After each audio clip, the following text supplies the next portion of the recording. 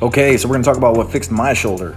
So we're gonna talk about this cue, bending the bar, break the bar type of thing. You can see it illustrated right there. This is a game changer cue. Really starts to teach you rotational stability of the shoulder. And this is what really allowed me to take a step back and start to actually fix some of my mechanics that had just some bad habits that had been ingrained from years of kind of lifting like a meathead and not really paying much attention to mechanics as much, just powering through. I mean, it was years into chiropractic college before I even really took a step back and looked at this. So here you can see I'm just doing like a push-up plus. Now that little plus portion there with just the scapulus, and then I'm adding that rotation. I'm trying to bend the bar or break the bar with that little motion at the top there, but I'm also doing it throughout the push-up too.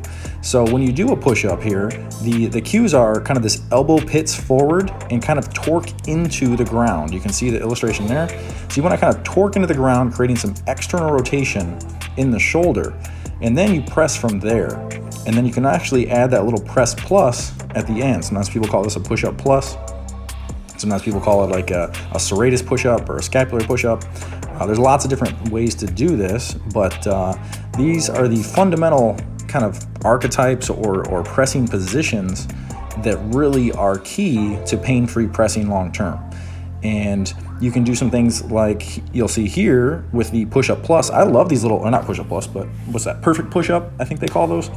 So I love these things. They're actually really good. I hardly ever use them, but the fact that you can utilize that rotation there really is going to ingrain and teach you kind of how you should be utilizing a lot of the musculature in there that helps kind of create that rotational stability. Now, obviously you should, this is kind of working those muscles, but you should just inherently use those mechanics as you press.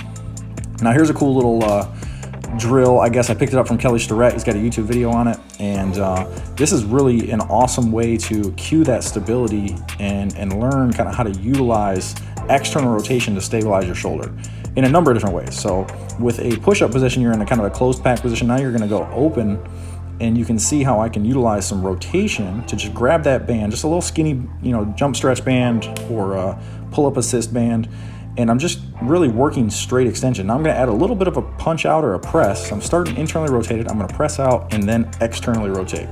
So press out, externally rotate. So now you can see how I'm starting to integrate all these different motions together. Now we're going to go on to a little more of an angled press. So now I'm just going to punch straight out. Say I start internally rotated, I punch straight out, and then I externally rotate. I sped it up just because I don't want this video to be super long. I'm going to keep my core tight, make sure I'm not kind of flaring my ribs to get that position.